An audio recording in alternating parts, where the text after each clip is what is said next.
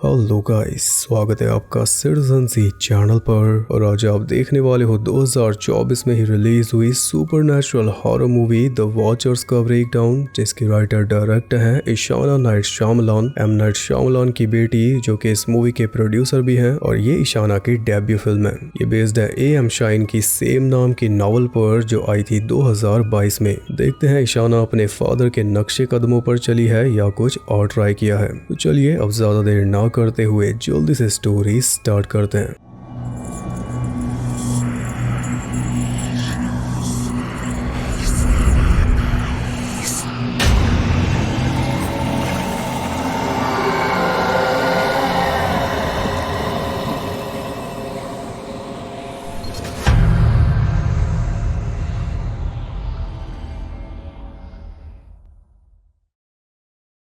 Movie start होती है Ireland के एक ऐसे जंगल में जो किसी मैप पर दिखाई नहीं देता। ये जंगल जिंदगी से हारे हुए लोगों को अपनी तरफ अट्रैक्ट करता है और जंगल में क्या है वो तो कोई भी नहीं जानता, लेकिन जो कोई एक बार इस जंगल में आ गया वो दोबारा वापस नहीं जाता। ऐसा ही एक पर्सन है जॉन, जो कि जंगल में भागा जा रहा है। भागते हुए वो एक अजीब से मार्कर तक पहुंचा जिस पे लिखा था पॉइंट ऑफ नो रिटर्न 108। उस मार्कर को पार करके वो और आगे भागने लगा। वो सूरज की रोशनी का पीछा करते हुए भाग रहा था, लेकिन जल्दी सूरज भी ढल गया। तो वो रुक कर देखता है कि सामने तो एक और मार्कर है, और पास जाने पर पता चला कि ये तो वही मार्कर है जिसे पार करके ये आगे बढ़ा था, यानी घूम फिर कर दोबारा वहीं पर आ गया। अभी वो कुछ समझ भी नहीं पाया था कि तभी जंगल में जितने भी कौवे थे वो सारे एक साथ उड़कर जंगल से निकल गए। उसने भी पेड़ के ऊपर चढ़ने की कोशिश की ताकि आसपास का एरिया देख सके, लेकिन तभी अचानक धरती हिलने लगी। ये देखकर उसने और जल्दी की, लेकिन ऊपर पहुंचने के बजाय वो सीधा नीचे गिर पड़ा। तभी एक क्रिएचर आया और उसे खींचकर एक गड्ढे के अंदर ले गया। ये था इंट्रो।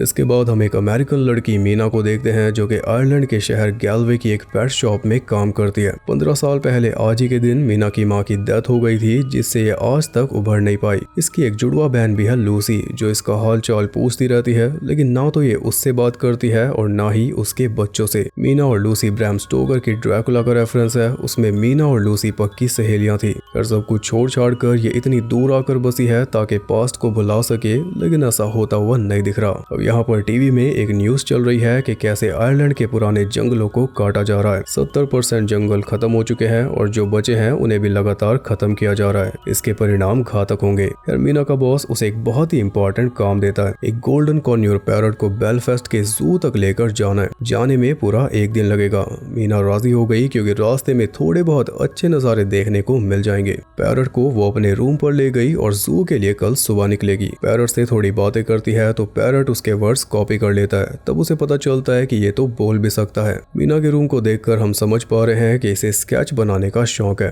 खैर, माँ की डेथ एनिवर्सरी पर कुछ उल्टा सीधा ना कर बैठे, इसलिए वो रात को एक बार में जाती है, वो भी नकली बाल लगाकर, यानी एक नई पर्सनैलिटी के साथ। वहाँ पर एक लड़के से मिलती है और उसे अपना नाम बताती है कैरोलिन। मीना को एक घर पे छोड़ कर आई है। अब उन दोनों के बीच में क्या कुछ होता है वो हमें दिखाया नहीं गया। हम सीधा उसे अगली सुबह देखते हैं, जब वो कार लेकर सफर पर निकल चुकी थी, साथ में पैरट को भी। रास्ते में ऑब्वियसली गैस स्टेशन पर रुकती है, जहां पर अपनी बहन का भेजा हुआ वॉइस नोट भी सुनती है। लूसी उसके लिए चिंता जता रही थी कि तू मॉम के मेमोरियल पर भी नहीं आई, पास्ट को भुलाकर आगे बढ़ जा। तो मीना भी अपनी खिलौने जैसी कार लेकर आगे बढ़ गई, लेकिन उसने ये नहीं देखा कि इस एरिया में बहुत सारे लोग गायब हो चुके हैं, यानी वो जंगल आने वाला है। और क्योंकि मीना भी अपनी जिंदगी से हारी हुई है, तो उस जंगल ने इसे भी अट्रैक्ट किया होगा। जैसे जंगल में एंटर हुई, सारे डिवाइस खराब हो गए। सबसे पहले फोन, फिर रेडियो और आखिर में कार। अभी तो जंगल हरा भरा था, अचानक से ये क्या हो गया। कार से बाहर निकलकर वो आसपास देखती है तो उसे एक मार्कर दिखाई देता है, पॉइंट ऑफ नो रिटर्न 12, यानी ये 12वें नंबर का मार्कर है। और ऐसे कई सारे मार्कर्स हैं जंगल में। कार बिल्कुल भी चलने की हालत में नहीं थी, इसलिए बिना टाइम वेस्ट किए मीना पैरट को लेकर पैदल ही आगे बढ़ गई कि आसपास कोई रहता होगा। लेकिन जल्दी उसे समझ आ गया कि यहाँ पर कोई नहीं रहता।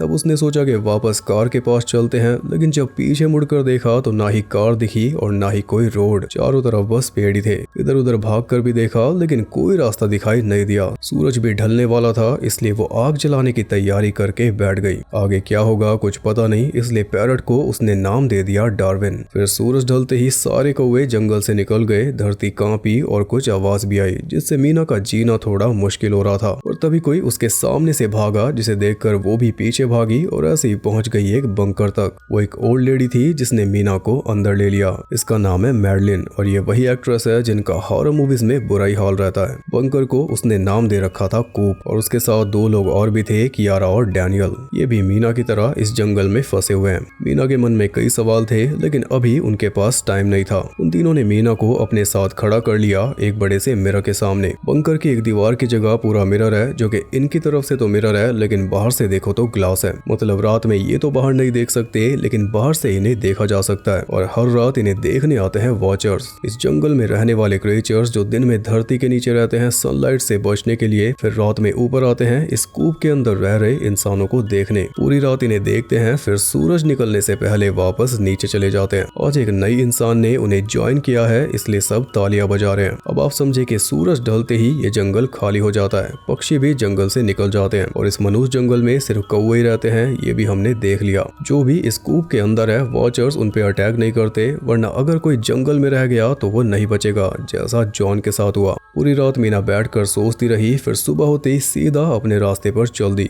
बाकियों ने उसे समझाया कि तू नहीं जा सकती, लेकिन वो मानी नहीं। फिर उन तीनों ने भी ज्यादा जोर नहीं दिया, क्योंकि उनके पास अपने काम बहुत थे। सूरज ढलने तक का टाइम मिलता है, उसमें बहुत कुछ करना होता है। मीना चलती जा रही थी, तभी उसे एक बच्ची दिखाई देती है, जिसे देखते ही उसने भागना शुरू कर दिया। वो भी सूरज की रोशनी को फॉलो कर रही थी और ऐसे भागते भागते वो पहुंच गई क्लिफ पर। यहाँ से आगे जा नहीं सकती। फिर जब थक हार कर बैठी तो मैडलिन ने आकर उसे समझाया कि हम सब भी ट्राई करके देख चुके हैं, यहाँ से निकलना इम्पॉसिबल है। ये जंगल तुम्हें चीजें दिखाता है, अगर तुमने सावधानी नहीं बरती तो ये तुम्हें पागल कर देगा, लेकिन अगर तुम ध्यान दो तो यहाँ पर रहना सीख सकती हो। अब मैडलिन उसे पूरा ज्ञान देती है। जैसे कूप के अराउंड सर्कल में ऐसे कई सारे मार्कर्स लगे हैं और हर एक मार्कर से वापस कूप तक जाने में आधा दिन लगता है, यानी इनसे आगे नहीं जाना। अगर गए तो सूरज ढलने तक वापस कूप तक नहीं पहुंच पाओगे और मारे जाओगे। समझ लो ये मार्कर सेफ बाउंड्री है। बड़ी सोच समझ कर इन्हें लगाया गया है, लेकिन लगाया किसने? ये सवाल मीना ने पूछा तो मैडलिन कहती है कि डैनियल और कियारा उसे प्रोफेसर के नाम से बुलाते हैं। अभी के लिए इतना बहुत है। फिर रात होने पर जब वॉचर्स आते हैं तो मीना पूछती है कि मैं क्या करूं।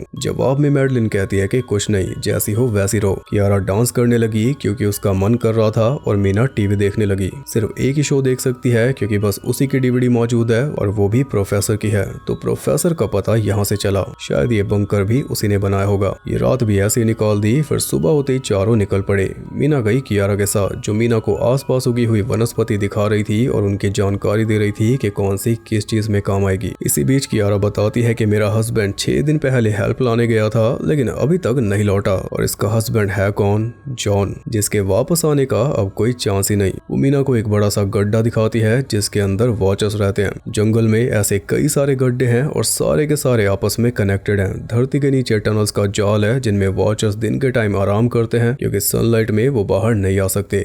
मीना पूछती है कि तुम्हें यहाँ पर कितना टाइम हो गया? तो कियारा बताती है कि मैं और जॉन बस तुमसे पहले आए थे, हमें शायद 5 महीने हो गए। हमसे पहले डैनियल आया था और मैडलिन तो पता नहीं कब से है। खैर जब ये दोनों वापस कूप पर पहुंचती हैं तो मैडलिन मीना को कुछ इंपॉर्टेंट रूल्स बताती है। मिरर की तरफ कभी पीठ नहीं करनी, सूरज ढलने के बाद कूप का दरवाजा नहीं खोलना, गड्ढों के पास नहीं जाना और हमेशा लाइट में रहना। ये जंगल वॉचर्स का है, रूल्स फॉलो करेंगे तभी वो हमें जीने देंगे। मीना भी समझ गई। ये रात भी वो शो देख कर निकाल रही थी, और इसी बीच हम मिरर के बाहरी साइड पर लगे स्क्रैचेस को देख पाते हैं, जिससे पता चलता है कि वॉचर्स पहले कभी इस ग्लास पर अटैक कर चुके हैं। शायद किसी ने रूल तोड़ा होगा। अब मीना जाकर मिरर के ऊपर टैपिंग कर देती है, तो बदले में वॉचर्स भी बाहर से टैपिंग करने लगे। मीना तो घबरा चुकी थी। तब मैडलिन ने उसे समझाया कि एक जगह खड़ी रहो, उन्हें देख लेने दो। अगली सुबह मीना डैनियल के साथ गई, जो कि कौओं का शिकार करता है, क्योंकि खाना भी तो चाहिए। और जब से जॉन गया है तब से ये अकेला पड़ चुका है। डैनियल बताता है कि मैडलिन किसी यूनिवर्सिटी में पढ़ाती थी और यहाँ पर वो हम सबसे पहले से फंसी हुई है, इसलिए इतना कुछ जानती है। मुझे तो बस 8 महीने हुए। मीना पूछती है कि 8 महीनों में तुमने एक भी वॉचर को नहीं देखा? और ये सुनते ही डैनियल सोच में पड़ गया, क्योंकि अपनी अकल तो ये चलाते ही नहीं। जो मैडलिन ने बताया बस उसी के मुताबिक चलते हैं। मैडलिन का कहना है कि वॉचर को देखने के बाद कोई जिंदा नहीं बचता, उन्हें देखते ही पागल हो जाओगे। लेकिन मीना की बात अलग है, इसे मैडलिन के ऊपर भरोसा ही नहीं। ऊपर से डैनियल भी उसकी बातों से इन्फ्लुएंस हो गया। मीना ने ठान लिया था कि वो गड्ढे के अंदर जाकर देखेगी और इसमें हेल्प करेगा डैनियल। डैनियल ने रस्सी के सहारे उसे गड्ढे के अंदर उतारा और अंदर जाते ही वो हैरान हो गई क्योंकि अंदर ढेर सारा इंसानी सामान भरा हुआ था, जैसे साइकिल, टॉयज, 1992 का अखबार, एक कैमकॉर्डर, ऐसी बहुत सी चीजें। साथ ही कॉकरोच भी थे। दीवारों पर अजीब से साइंस बने हुए थे, जैसे स्पाइरल्स। मीना ने कुछ सामान साइकिल के साथ रस्सी से बांधकर ऊपर पहुंचा दिया, पर तभी एक वॉचर सामने आ गया। मीना उसे देख तो नहीं पाई, बस इतना देखा कि उसकी 6 फिंगर्स थी और वो कोई प्राचीन सी भाषा बोल रहा था। हालांकि वो कुछ कर नहीं पाया क्योंकि मीना लाइट में खड़ी थी। रूल तोड़कर जान खतरे में डाली और रूल ने ही जान बचा ली। कूप पर वापस जाकर मीना ने झूठ बोल दिया कि ये सामान तो कहीं पड़ा हुआ मिला, किसी ने छुपा रखा था और अब तो हम मार्कर से आगे भी जा सकते हैं क्योंकि अब हमारे पास साइकिल है, टाइम से वापस आ जाएंगे। मीना ने सोचा था कि ये सुनकर मैडलिन खुश हो जाएगी, लेकिन वो तो सीरियस थी। उसे मीना की बातों पर यकीन ही नहीं था। इसी बीच डैनियल ने वो कैमकॉर्डर टीवी के साथ अटैच करके एक सिक्योरिटी कैमरा तैयार कर दिया। इलेक्ट्रॉनिक डिवाइस जंगल में काम नहीं करते, लेकिन कूप के अंदर करते हैं। कूप के अंदर अपना खुद का पावर सोर्स है, शायद इसके नीचे होगा। रात में वो कैमरा उन्होंने दरवाजे के बाहर रख दिया। वॉचर्स कैसे दिखते हैं आज देख कर रहेंगे, ऐसा उन्हें लग रहा था। वॉचर्स के बजाय दरवाजे पर आ गया जॉन। कियारा फटाफट दरवाजा खोलने गई, लेकिन मैडलिन ने उसे रोक दिया। वो कहती है कि वॉचर्स हमें फंसा रहे हैं, तुमने जरूर कोई रूल तोड़ा है। तब जाकर मीना बताती है कि मैं गड्ढे के अंदर गई थी, फिर भी कियारा से रुका नहीं जा रहा था। इसलिए मैडलिन उसे कहती है कि जॉन से कुछ ऐसा पूछ जो सिर्फ तुम दोनों ही जानते हो, इससे वेरीफाई हो जाएगा कि वो जॉन है या कोई और। कियारा ने पूछा तो जॉन के पास कोई जवाब ही नहीं था। इससे कंफर्म हो गया कि वो जॉन नहीं बल्कि कोई बहरूपिया है। लेकिन कियारा का मन नहीं मान रहा था। वो उसे कहती है कि तुम्हारे पैरों में कैमरा पड़ा है, उसे उठाकर अपनी शक्ल दिखाओ, दरवाजा खोल दूंगी। शक्ल उसने दिखा दी जो एकदम जॉन के जैसी थी, पर तभी कोई उसे खींच कर ले गया और ये देखकर कियारा और ज्यादा बेचैन हो गई। बस फिर वॉचर्स कैमरा भी तोड़ कर ले गए और इसके बाद सब के सब मिरर के ऊपर टूट पड़े। वो अंदर आना चाह रहे थे। मिरर में क्रैक भी आ चुका था, पर तभी मैडलिन बाकी तीनों के सामने खड़ी हो गई और बस तभी वो सब शांत होकर वापस चले गए। सुबह होते सबसे पहले मैडलिन ने सारा सामान वापस गड्ढे में फेंक दिया और कल रात जो कुछ हुआ उसके बाद कोई भी रूल तोड़ने की गलती नहीं करेगा। अब यहाँ पर हम एक फ्लैशबैक देखते हैं जिससे हमें पता चलता है कि मीना की माँ की डेथ कैसे हुई थी। तो इसकी माँ दोनों बेटियों को लेकर ड्राइव पर निकली थी। माँ ने इसे बोला कि विंडो बंद कर दे, लेकिन ये अड़ गई। इसने दोनों हाथ विंडो में फंसा लिए, जिस वजह से माँ का ध्यान भटका और इनकी कार सामने से आ रही गाड़ी से टकरा गई। माँ तो मौके पर ही मारी गई और लूसी के फेस पर चोटें आई और ये सब हुआ इसकी वजह से, इसलिए ये आगे नहीं बढ़ पा रही, वहीं पर अटकी हुई है। और अब इसे जंगल में फंसे हुए काफी टाइम बीत चुका है, सर्दियां आ चुकी है, इसलिए दिन छोटे हो चुके हैं। ऊपर से जंगल धीरे धीरे इन सबको पागल कर रहा है। लेकिन मीना ने बाहर निकलने की आस अब भी नहीं छोड़ी। ये हर एक चीज का स्केच बना रही है, पेड़ों पे मार्किंग कर रही है ताकि जब निकलने का टाइम आए तब कोई परेशानी ना हो। कूप के फ्लोर पर इसने जंगल का अच्छा खासा नक्शा तैयार कर रखा है। स्केच बनाने की कला इसके काम आई, पर दिक्कत यह है कि ये चारों बिखर रहे हैं। कियारा जॉन के गम में डूबती जा रही है। डैनियल और मैडलिन आपस में बहुत ज्यादा लड़ने लगे हैं और एक दिन तो बात इतनी ज्यादा बढ़ गई कि डैनियल ने मैडलिन के हाथ बांध दिए। मीना ने उसे फ्री किया, लेकिन जब तक ये दोनों कूप तक पहुंचे डैनियल दरवाजा बंद कर चुका था। इन्होंने बहुत बोला कि दरवाजा खोल दे, लेकिन वो नहीं माना और कियारा भी उसके सामने कुछ कर नहीं पाई। इतने में सूरज डूब गया और इन दोनों की जान खतरे में आ गई और कोई रास्ता बचा नहीं, इसलिए ये दोनों एक काम चलाओ शेल्टर में जाकर छुप गए, जिसे मैडलिन ने बनाया था, लेकिन है तो ये बाहर ही। बस ये उम्मीद है कि ये जगह इनके सेंट को कवर कर लेगी। लेकिन प्रॉब्लम यह है कि रूल दोबारा टूट चुका है। चारों को अंदर होना चाहिए था। 2 लोगों को मिसिंग देखकर वॉचर्स गुस्सा हो जाएंगे। दोनों सहमी हुई थी कि तभी एक वॉचर उनके ऊपर आकर बैठ गया। वो तो मैडलिन ने मीना को संभाले रखा, वरना दिक्कत हो जाती। जल्दी सारे वॉचर्स उनके सामने जमा हो गए जो लंबे से ह्यूमनॉइड क्रिएचर्स थे और 2 लोगों को मिसिंग पाकर वो सब पूरे जंगल में फैल गए दोनों को ढूंढने के लिए। तभी मौका देखकर ये दोनों वापस दरवाजे तक पहुंची। मीना ने अपनी दुख भरी कहानी सुनाई, तब जाकर डैनियल ने दरवाजा खोला। अब मैडलिन उन्हें वो बात बताती है जो अब तक उसने बताई नहीं थी। इन सब की तरह मैडलिन यहाँ पर गलती से नहीं फंसी, बल्कि ये जानबूझकर इस जंगल में आई थी। बाहर ये इतिहास पढ़ाया करती थी, माइथोलॉजी, फोकलोर वगैरह, तो इसे पहले से पता था कि इस जंगल में कौन रहता है, वॉचर्स। एक वॉचर को ये देख भी चुकी है जो कि इसी के जैसा दिख रहा था। एकदम सटीक रूप तो नहीं था, पर था इसी के जैसा। लेकिन ऐसा क्यों? क्योंकि वॉचर्स काफी प्राचीन प्रजाति हैं जिन्हें कई नामों से जाना जाता है। चेंजलिंग, शेप शिफ्टर्स या फेरीज यानी परियां। वो अपना रूप बदल सकते हैं, इसलिए वो हर रात आकर इन्हें देखते हैं ताकि परफेक्टली इनके जैसे बन पाएं। ये बस टेस्ट सब्जेक्ट्स हैं जिन्हें वो स्टडी कर रहे हैं, इसलिए इन्हें मारते नहीं जब तक ये औकात में रहते हैं तब तक। फिलहाल इनसे दोबारा गलती हो चुकी है, इसलिए वॉचर्स अब इन्हें नहीं छोड़ने वाले। वो सब कूप के आसपास जमा हो चुके थे और इन चारों की ही आवाजें निकाल रहे थे। इन्होंने जल्दी से दरवाजे को टेबल से ब्लॉक कर दिया और तभी ये देखते हैं कि टेबल के नीचे एक सीक्रेट डोर था। कूप के नीचे पूरी तरह सील्ड अंडरग्राउंड बंकर है और इनमें से किसी को पता तक नहीं, मैडलिन को भी नहीं। वॉचर्स ने जल्दी वो मिरर तोड़ डाला, लेकिन तब तक ये चारों बंकर के अंदर जा चुके थे, डार्विन को साथ लेकर। अब वॉचर्स इनका कुछ बिगाड़ नहीं सकते। नीचे जाते ही इन सब के होश उड़ गए, क्योंकि वहाँ पर भर भर के सप्लाईज रखी हुई थी। सालों तक चल जाए इतना खाना और पानी था, सारी सुविधाएं थी, कंप्यूटर था, उसमें वेबकैम था, यानी कि यहाँ पर प्रोफेसर रहता था। यहीं से वो इन जीवों को स्टडी कर रहा था। उसका पूरा नाम था प्रोफेसर रोरी किलमार्टिन। कंप्यूटर के अंदर उसकी ढेर सारी वीडियोस थी। डेली के हिसाब से उसने वीडियोस बना रखी थी जिनमें वो जानकारी देता था कि आज क्या प्रोग्रेस हुई। वीडियोस देखने पर काफी अहम जानकारी इनके हाथ लग गई। ये प्रयोग 2009 में स्टार्ट हुआ था, यानी 2009 में ये कूप बनकर तैयार हो गया था और 24 सितंबर को प्रोफेसर ने पहली वीडियो बनाई थी जिसे ये कूप बुलाते हैं। प्रोफेसर ने उसे नाम दिया था वंडरलैंड, क्योंकि ये वॉचर्स के जंगल के बीचों बीच है। पहली वीडियो में प्रोफेसर ने यही बताया कि रात को वॉचर्स मुझे देखने आते हैं, एग्जैक्टली जैसा मैंने सोचा था। फिर जैसे जैसे अगली वीडियोस चलाई मैटर सीरियस होता गया। प्रोफेसर बताता है कि पहले जब वॉचर्स ने मुझे कॉपी किया था तो थोड़ी कमियां थी, जैसे कि उंगलियां कम ज्यादा थी, आंखें ऊपर नीचे थी, हाइट की दिक्कत थी, लेकिन वो बहुत तेजी से सीख रहे हैं, जल्दी एकदम मेरे जैसे दिखने लग जाएंगे। अब सोचो अगर ये डुप्लीकेशन की पावर हमारे हाथ लग जाए तो हम मौत को भी चीट कर सकते हैं। फिर वो बताता है कि आज मुझे एक ऐसी वॉचर दिखी जो बाकी सबसे अलग थी, लाल बालों वाली बच्ची का रूप लेकर आई थी। फिर कुछ दिन बाद प्रोफेसर एक वॉचर को पकड़कर अपने साथ नीचे ले आया ताकि और करीब से उसे स्टडी कर पाए। प्रोफेसर ने यह भी बताया कि आखिर ये बंकर उसने बनाए कैसे। मशीन तो जंगल में काम ही नहीं करती अगर जनरेटर ना हो, इसलिए प्रोफेसर ने लेबर का यूज किया। आसपास के गांव से डेली 13 आदमी काम करने आते थे जिनके पास ना तो पैसा था और ना ही फैमिली। अब आप सोचोगे कि एक बार जो इस जंगल में आ गया वो तो वापस जा ही नहीं सकता ना। हाँ, तो वापस गया कौन? सुबह से शाम तक वो आदमी काम करते थे, फिर सूरज ढलते ही बंकर में घुसकर ये उन्हें बाहर छोड़ देता था। फिर वॉचर्स उनका शिकार कर लेते थे। अगले दिन फिर 13 आदमी आते थे और उनके साथ भी यही होता था। कुछ इस तरह ये वंडरलैंड बनाए मासूमों के खून पर। अब आगे इतनी सारी वीडियोस थी, उन्हें कब तक देखते। तो मीना सीधा लास्ट वीडियो पर आ गई जो था 300वां दिन। उसमें प्रोफेसर बताता है कि कुछ चीजों को गुमनामी छोड़ देना चाहिए।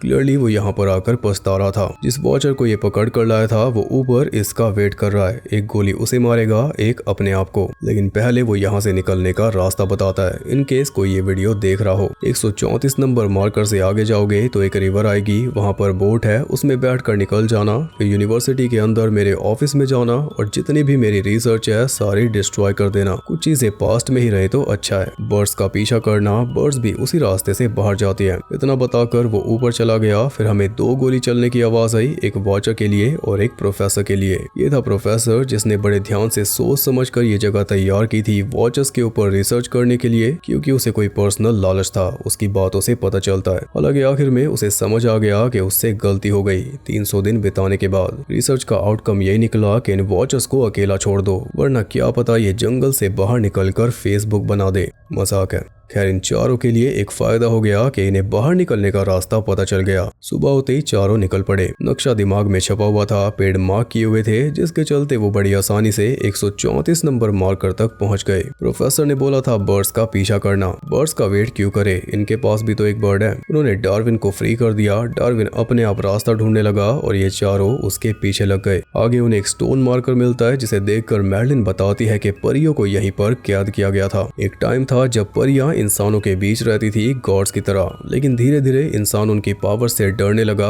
इसी के चलते इंसान और परियों के बीच लड़ाई छिड़ गई और क्योंकि इंसानों की तादाद ज्यादा थी तो इंसानों ने परियों को धरती के अंदर कैद करके सील कर दिया। सदियों तक परियां नीचे तड़पती रही, ऊपर आने के लिए हाथ पैर मारती रही। उसी वजह से ये सारे गड्ढे और टनल्स बनी। ऐसी कोशिश करते करते फाइनली परियां ऊपर पहुंच गई, लेकिन तब तक ना तो उनके पंख बचे थे और ना ही मैजिक। सदियों तक दबे रहने की वजह से उनका ये हाल हुआ। अंधेरे में रही हैं, इसलिए धूप भी बर्दाश्त नहीं कर सकती। यही रीजन है कि इस जंगल में रहने के लिए मजबूर है। लेकिन अब वो फिर से अपनी पावर्स को यूज करना सीख रही है। एक बार मास्टर कर ली तो सारे इंसानों को मारकर दम लेंगी, क्योंकि इंसानों के लिए उनके मन में खास नफरत है। खैर ये चारों आगे बढ़े तो रास्ते में बारिश शुरू हो गई। फिर भी इन्हें तो चलना ही था, क्योंकि वापस तो अब जा नहीं सकते। ऐसे ही चलते रहे और चलते चलते फाइनली सूरज ढल गया। वॉचर्स बाहर आ गए, लेकिन तब तक ये चारों रिवर तक पहुंच चुके थे। मैडलिन, मीना और कियारा तो बोट में बैठ गई, लेकिन डैनियल बेचारा फंस गया। एक वॉचर जॉन का रूप लेकर आया और जैसे डैनियल उसकी हेल्प करने उसके पास पहुंचा, उसने डैनियल को मार डाला। पहले नाखून से माथे पर एक निशान बनाया, फिर नाखून से ही उसका गला चीर दिया। ये तीनों तो निकल गई, लेकिन जाते जाते इन्होंने देखा कि सारे वॉचर्स किनारे पर जमा हो चुके थे और सबने जॉन का रूप ले रखा था। लेकिन देखते ही देखते डैनियल बन गए। ये तीनों किसी तरह रोड तक पहुंची, फिर बस में बैठकर अपने अपने घर पहुंच गई। लेकिन मूवी अभी बाकी है।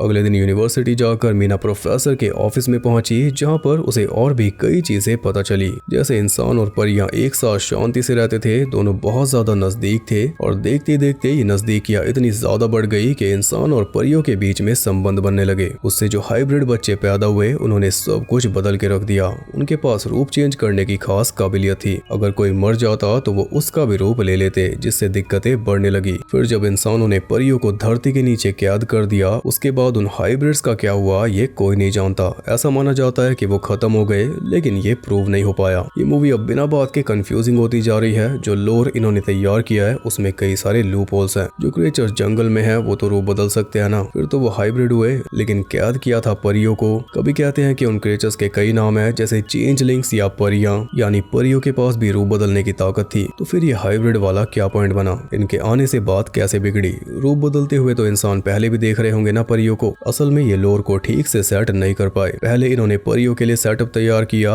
अब ये हाइब्रिड्स के लिए कर रहे हैं, लेकिन जैसा कर रहे हैं उससे परियों का सेटअप बिगड़ रहा है। करना ही नहीं ये था कि परियां तो अच्छी थी, उनसे कोई प्रॉब्लम नहीं थी, लेकिन जब ये हाइब्रिड्स आए तो इन्होंने परियों को खत्म कर डाला, क्योंकि परियों के पास ज्यादा पावर्स थी। और जब हाइब्रिड्स ने ऐसा किया तो इंसान इनके खिलाफ हो गए, क्योंकि इंसानों का परियों से गहरा संबंध था। फिर इंसानों ने हाइब्रिड्स के साथ लड़ाई की, ना के परियों के, और हाइब्रिड्स को धरती के नीचे कैद कर दिया। अब वही हाइब्रिड्स बाहर निकल चुके हैं और वही इंसानों के खिलाफ है, ना के परियां। परियां तो खत्म कर दी थी हाइब्रिड्स ने। ऐसा लोर होता तो परफेक्ट बनता, लेकिन ऐसा क्यों नहीं है उसका भी एक रीजन है जो अभी आगे पता चलेगा। अब यहाँ ऑफिस में हम एक्सॉर्सिस्ट वाले पज़ुज़ू का स्टैचू भी देख सकते हैं, क्योंकि ऐसी चीजों का प्रोफेसर था ना वो। खैर ऑफिस में मीना को कुछ फोटोज भी मिली, जिन्हें लेकर वो सीधा कियारा के घर पहुंची। वो फोटोज थी प्रोफेसर और मैडलिन की। मैडलिन प्रोफेसर की वाइफ थी। अब आपने सोच लिया होगा कि मैडलिन अपने पति को ढूंढने जंगल में गई होगी। लॉजिक तो यही बनता है, लेकिन एक दिक्कत है। प्रोफेसर की वाइफ मैडलिन लंग कैंसर की वजह से 2001 में मर गई थी।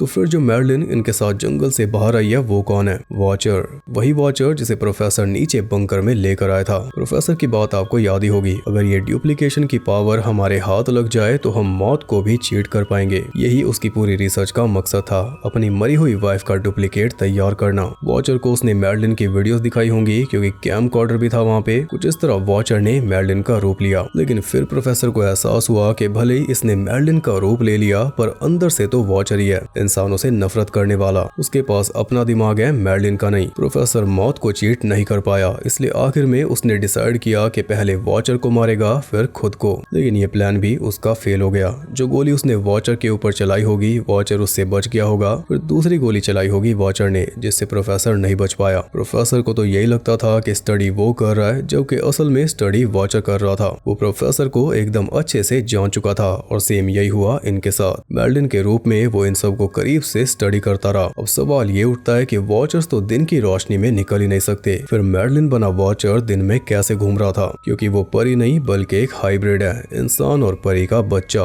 हाइब्रिड दिन में निकल सकते हैं। यही वो लॉजिक है जिसकी वजह से पूरा लोर बिगड़ रहा है। इसे समझने का सिंपल सा तरीका यही है कि परियों के पास 2-3 पावर्स हैं, जैसे मैजिक, पंख और रूप बदलना। 2 पावर्स तो खो चुकी हैं, बाकी रूप बदलना अभी वो दोबारा सीख रही है। लेकिन जो हाइब्रिड्स हैं उनके पास सिर्फ रूप बदलने की पावर है। चेहरा बदलने में वो परियों से भी आगे हैं, क्योंकि आधा उनके अंदर इंसान भी तो है। प्रोफेसर ने बताया था कि उसके पास एक अलग ही वॉचर आया था, लाल बालों वाली बच्ची का रूप लेकर। उसी वॉचर को प्रोफेसर ने पकड़ा था, और वही फिलहाल मैडलिन के रूप में घूम रही है। कोई बच्ची आ गई होगी जंगल में। गड्ढे के अंदर हमने साइकिल भी देखी थी, टॉय भी था। बस उसी बच्ची का रूप हाइब्रिड ने ले लिया। बाकी वॉचर्स उतनी जल्दी नहीं बदल पाए, क्योंकि वो सब परियां हैं, उन्हें टाइम लगता है, जबकि हाइब्रिड के लिए ये चुटकियों का का खेल है। अब समझे पूरा मैटर। अब एक सवाल ये भी उठता है कि जब मैडलिन बना हाइब्रिड पहले ही जंगल से निकल सकता था तो निकला क्यों नहीं? क्योंकि बाहरी दुनिया का उसे कुछ पता ही नहीं था। बाहर जाने के लिए उसे एक्सपीरियंस चाहिए था, जिसके लिए अलग अलग इंसानों को स्टडी करना था, और वही वो कर रहा था। जब उसे लगा कि अब निकला जा सकता है तो वो निकल गया। परियां नहीं निकल सकती क्योंकि उन्हें जंगल में कैद कर रखा है। उन सब परियों के बीच वो अकेला हाइब्रिड फंसा हुआ था,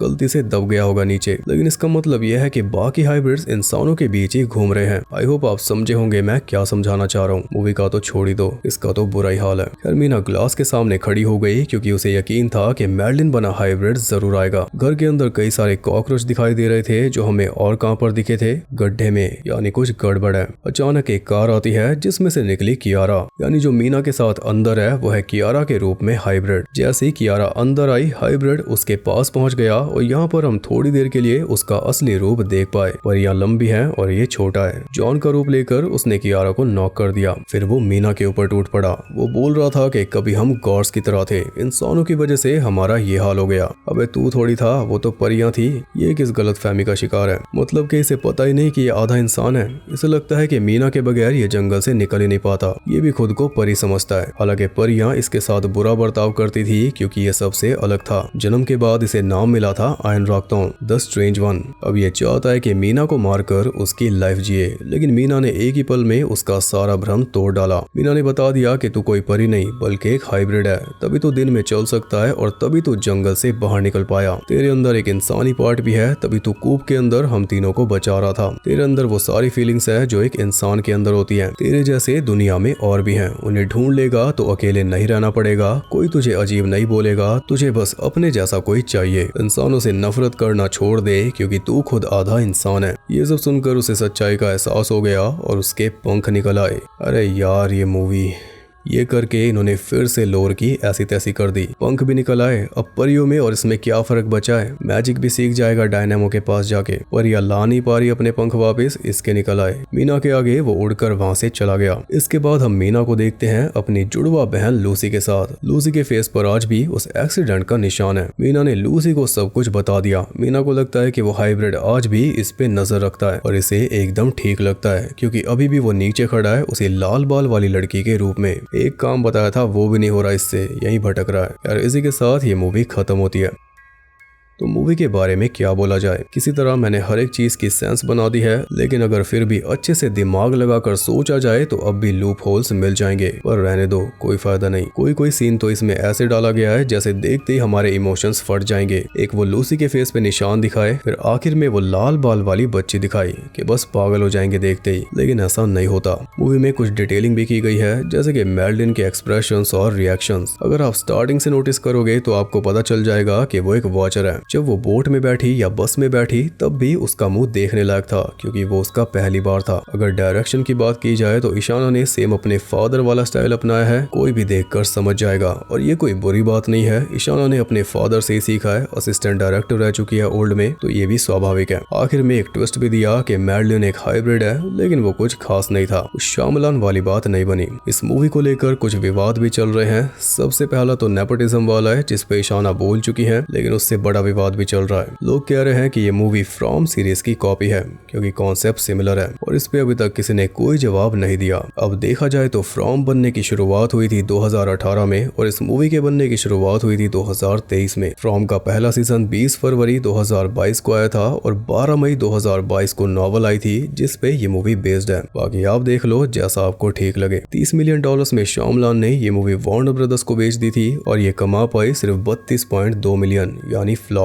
एक महीने से पहले ऑनलाइन भी रिलीज कर दी। मेरे हिसाब से मूवी ओके है, सेंस थोड़ी कम बनाती है, लेकिन अगर और ज्यादा सफाई से काम किया जाता तो ज्यादा बेहतर रहता। सेम फादर वाले रास्ते पे चलना है तो थोड़ा टाइम अभी और लगेगा। वैसे श्यामलाल की भी मूवी आ रही है ट्रैप, देखेंगे उसमें क्या ट्विस्ट होगा। उसका ब्रेकडाउन देखने के लिए चैनल को सब्सक्राइब करके बेल नोटिफिकेशन को ऑल पर सेट कर लो ताकि नोटिफिकेशन को पता चले कि वो फोन्स में जा सकती है, कहाँ कैद होकर बैठी रहती है। आपको मूवी कैसी लगी वो आप कमेंट करके जरूर बताना। कोई लूप होल पकड़ा हो, कोई थ्योरी हो या कोई सवाल हो तो वो भी आप कमेंट में डाल सकते हो। अगर वीडियो पसंद आई तो लाइक करना, और अगर आने वाली मूवीज की अपडेट्स चाहिए तो मेक श्योर कि आप इंस्टाग्राम पर फॉलो कर लो, वहां पर सबसे पहले पता चल जाएगा। बाकी मैं आपसे जल्दी मिलूंगा अगली वीडियो के साथ, तब तक के लिए सबको बाय।